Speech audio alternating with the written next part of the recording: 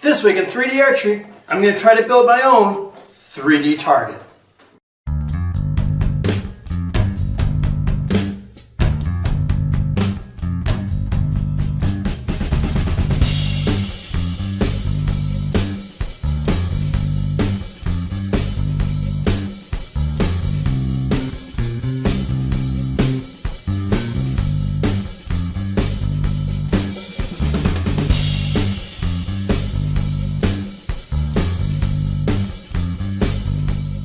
Hey everybody, welcome to 3D Archery. Greg here. Alright, if you watch my videos, you know I've been repairing targets. I've tried all different stuff. Time to take the next step and try to build one.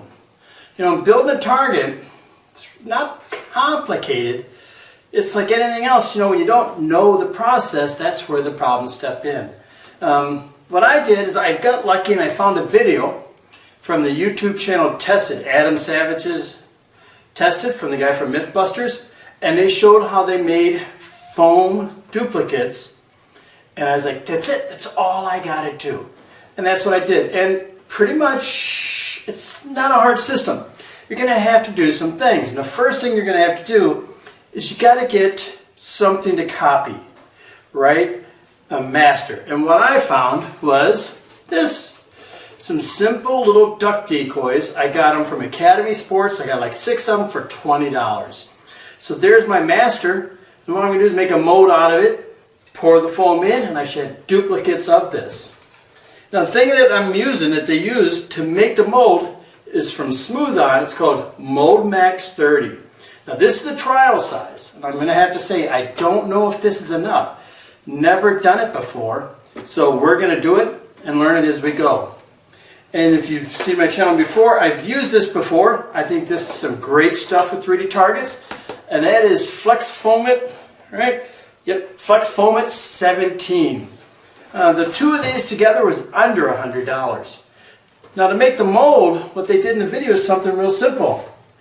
Poster board, that foam poster board is what they use. They hold it together with tape. And what they did is they actually wrapped around gauze with like the clay and all that to hold it in, stop it from leaking out. I'm going to try to use Gorilla Glue instead. Alright, so that's all that you need to make a target. Now, of course, when this comes out, it's going to be white. I didn't get the coloring. I'll just paint it and see how it goes from there. My goals on this is to probably just have it like in a nest, right? Have it on the ground in the nest. And I also want to see, I won't have this part on there, but I also want to see if the foam will float, because maybe I could put them out in the lake and can we shoot at them out there, alright? So we're going to get started. The first thing that I had to do was get my target. I'm going to show you what I did on that. Alright everybody, here I'm in my workshop. The heat's on, it's cold out, my fingers are cold. It's never warm in my basement, so this is going to be tough. So I bought these ducks, 6 of them. They come in 2 different versions. The sleeping one, as you see here, they're all mallards. Male, female. Then I have 2 males that look like this, but you can see the beak sticking out. And that's, I'm not sure how the silicone mold is going to work on that. So that's what I'm going to do with the sleeping one. So the first thing I do is I got them, and I look at them. Okay, how am I going to work it? So what I'm going to do is I'm going to cut the buoyancy part off here and leave it like that. And I'm going to bring it in, and I took a Dremel tool and a little edge, and you can see right there, I cut in the nice neat little target zones. I got it on that side. I got it on that side. So that should be pretty simple. That's my targets. This here I'm going to probably leave in, just let it fill out. I don't know, I might cut it off. I mean, how much work do you want to put in it? It's totally up to you. So this should work pretty good. I like the target. It should be nice. It's a nice size, right, to sit outside. So the first thing I do is got to do that. And my plan is to set it down, put the molding on top, right? And then when I go to make it, it'll be this way, the mold, and it'll be like this. So the top of it, where it folds out to, that will be exposed. That's my plan. That's how I'm hoping that it'll work. So we'll see how it goes. All right, got to go out. I'm going to cut this off, sand it down, try to make the bottom pretty smooth. And I do have a trick I'm hoping I'll do to seal off the bottom of the duck. All right, duck's done. Here he is. Now, you know, like anything else in this project, is I don't know how much to use. I mean, how much room do I leave from the edge of the foam to the master? So this whole day is just going to be trial and error. We'll do it and see how it works. You know, I'll learn one way or another. All right, got the duck attached to it. Now I got to build the walls with my mold. And you remember, like we said, liquid always finds the path of least resistance. It's going to, if there's a hole that's going to go out, it can ruin your form. So we got to take some time here. They used a gauze with like a plaster of Paris coating or something on it. I'm going to go with Gorilla Glue. If you can't fix it with duct tape, you got an electrical problem. Put it on here. Get me a nice seal. Put this one on here. Get it up on there. Roll it over. You should have another decent seal. There we go. Do it again and again and again. All right, everybody. It's really, now what they did on there is, I didn't do it to stop the mold from moving around. The original, they put toothpicks through the side like that so it doesn't move left or right, but because I got mine glued down, I'm hoping that will work. All right, so now comes the next part. You know, it's not bad. I mean, making the mold, it is actually, appears to be pretty simple. All right, mixing. Big time. See if we can actually make a mold. Alright everybody, it's been a couple of days. Now why has it been a couple of days and I made no progress? Well, I'm here and I'm about to do this. But I looked at the size of this container and I looked at that and I'm like, you know what? Even with my pretty duck on the inside, right? I just don't think that was going to fill. So I went back and watched the video. This stuff does not expand, so I knew it wasn't going to fit. There's just no way I wasn't going to fill it. And I didn't want to waste my time. So I went out and bought another two. Now they're $25 each. So that's another $50. They sell the gallon bucket, but that's like $100. And since I'm just learning, I didn't want to do anything special. Now one thing they tell you about this stuff is you got to mix it. You put 100 parts of this and 10 parts of this. So it's a 100 to 10 ratio. And how they tell you to do it is to use a gram scale. Grams gonna sing Archery. And then, you know, you can use these simple little buckets. I bought these at the dollar store, 96 cents. And I checked it on my scale here. Right? So turn on my scale. It's on grams. Put the main one in here. It's 1,031, 1.031. Put this one on here, it's 113. So this is pretty much just one mixture. And that's what I'm going to go with. I'm going to put that in, see how much it gets, and if not enough, I'm going to employ my second one.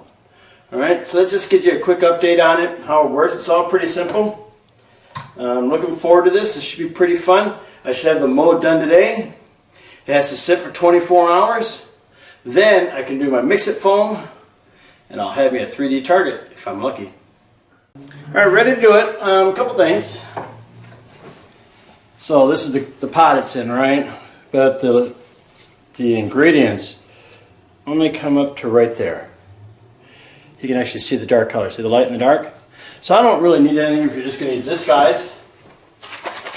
I'm just going to do this. One thing to tell you is you have to degas it or suck the oxygen bubble out of it. And there's a process to do it. And I'm not going to do that because that's another whole little thing I got to build and all that. Watch some videos and people said all you got to do is just pour it slowly. A slow pour and that will bleed the air out. Is that true? I don't know.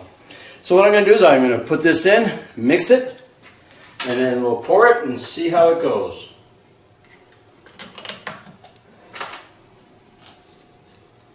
So that is white, and this is pink. Ugh. No, it's red. Okay.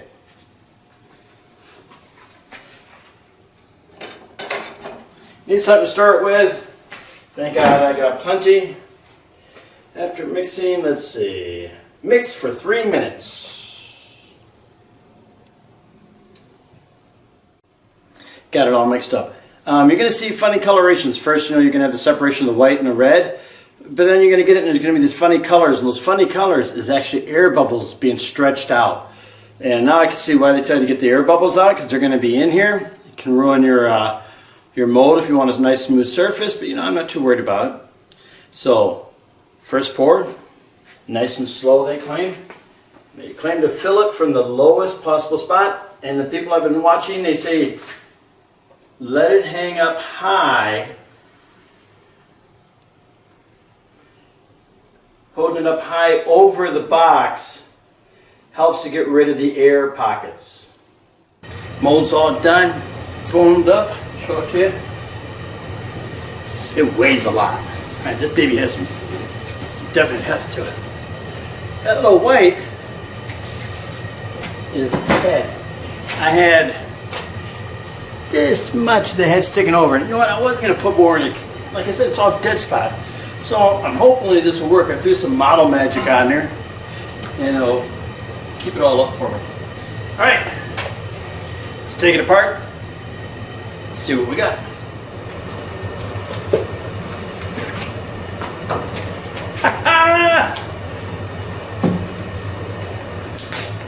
One mold. That's the part I was talking about. It's really thin. And the target lines even came out. Alright, foam's out. It worked. I can't believe this. Just too cool. Alright. Flex foam it. Got an idea how I'm going to do it. Hoping it'll work. Gotta make sure I got that, which I do. Try not to get it to, if you put it in there, it's going to expand. Let's make the foam too wide. So, put the foam on there. Going away the wax paper over it. And then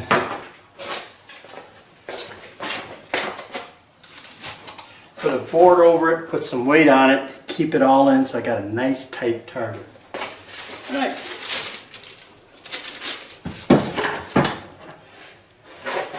So close. Alright, if you watch my videos, you've seen that I've used foam flex it before. Now it comes white. This is going to be a white duck, but you can buy coloring to put into it. But since I'm learning, I don't want to, a couple bucks. So it's going to be a white duck. I'm just going to paint it. Now the thing with this this mixer here is once you start mixing it, you're on the clock. But this trick I found is as long as you keep mixing, you're okay. The second you stop mixing, man, that chemical reaction starts pretty quick after that. So it's pretty simple on this. You actually measure it out. And this one here, 2 to 1 if you're going to do it like this. Right? If you buy the bigger ones,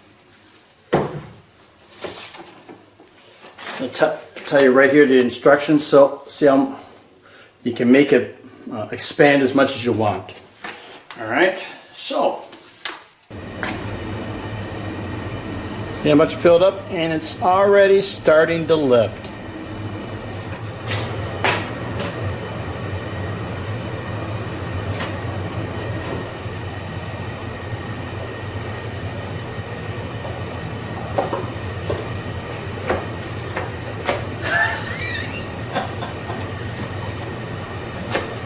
I did it. I can't believe it. Here it is. Let's go ahead and take a look at it. Look at the detail. Right.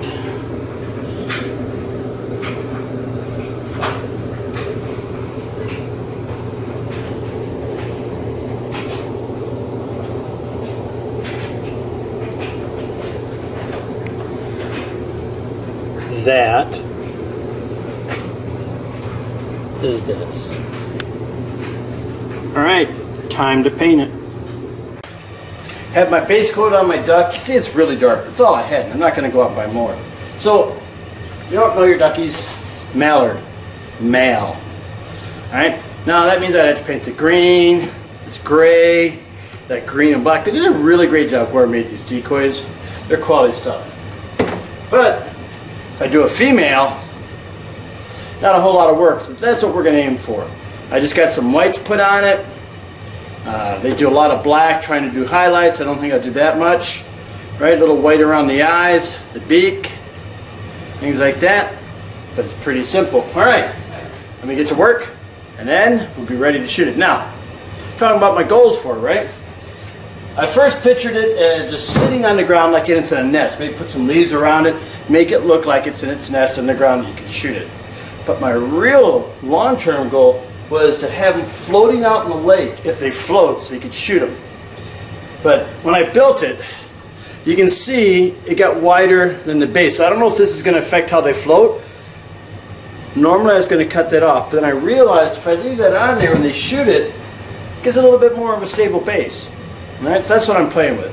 Now you got my thought process. You can see that was my goal all along. I think these would be awesome if you got some water. They have them out there floating. You shoot it. You know how do you get the arrows? Well, you got to have a canoe. You can do a rake, all different ways. Water's not that deep. You have somebody assigned to go get it. You know, that's totally up to us.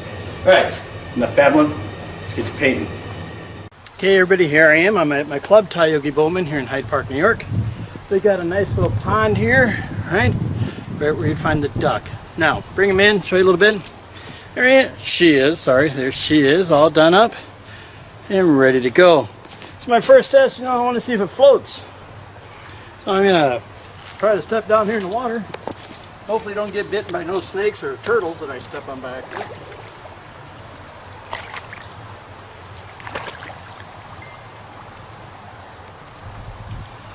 And the answer is, it does float. Holy schmolatolian.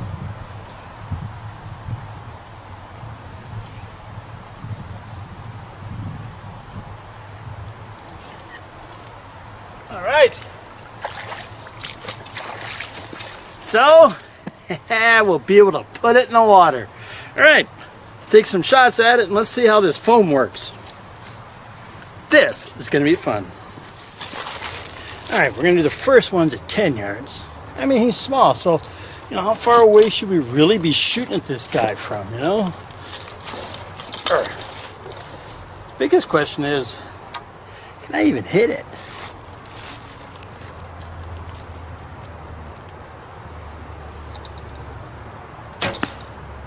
Boom!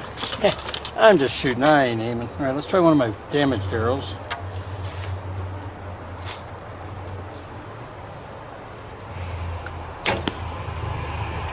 Tell you what, we're on to something. Yeah.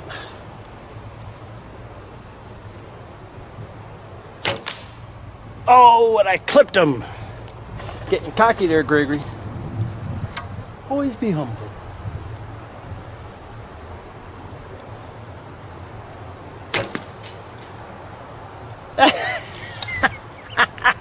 All right, let's move back, try it again. Okay, here I am. This is at least 18 to 20, but out here, he is so hard to see. She is. Sorry. How about that? That's hard to see. I mean, it stands out. The white and the feathers really help, but man. Okay, so this is going to have to be a 10-yard target, but who cares?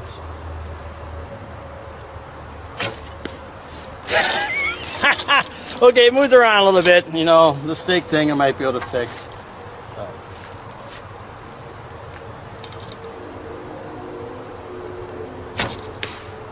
Oh, I'm shooting just low on him, huh? So let me bring up my point.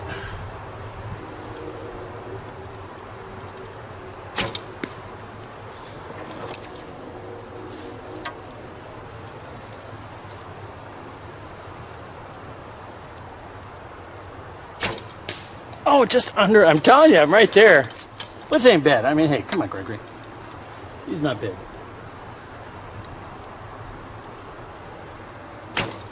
Oh, Fraggle Rock.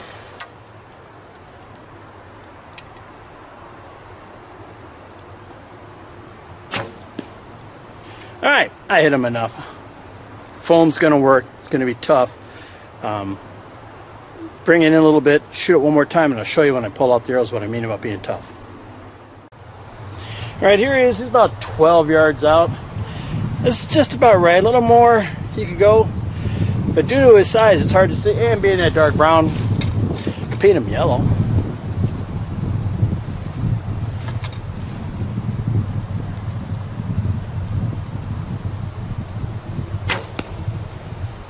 Now, do one more. Hopefully I hit it. I keep drawing that arrow. That arrow wants me to call it or shoot it for some reason.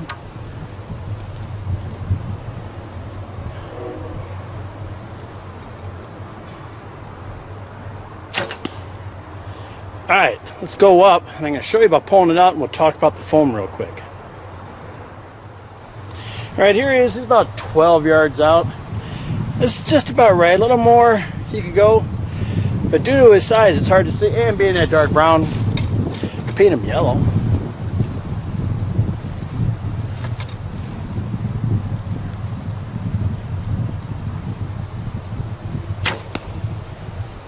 Now, do one more. Hopefully I hit it. I keep drawing that arrow. That arrow wants me to call it or shoot it for some reason.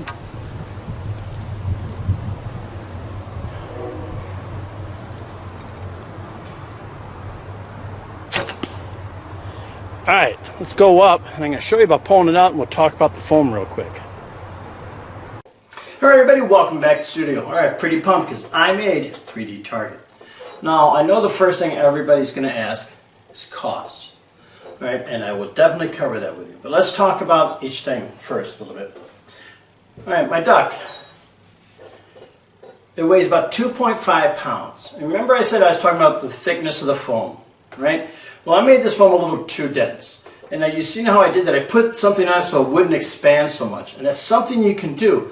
You can either do it by the mixture ratios or do it like I did and compress it. And I compressed just a little bit too much because this is really dense. And I'd have to say a 20 to 30 pound bow, the arrows may not stick in the target.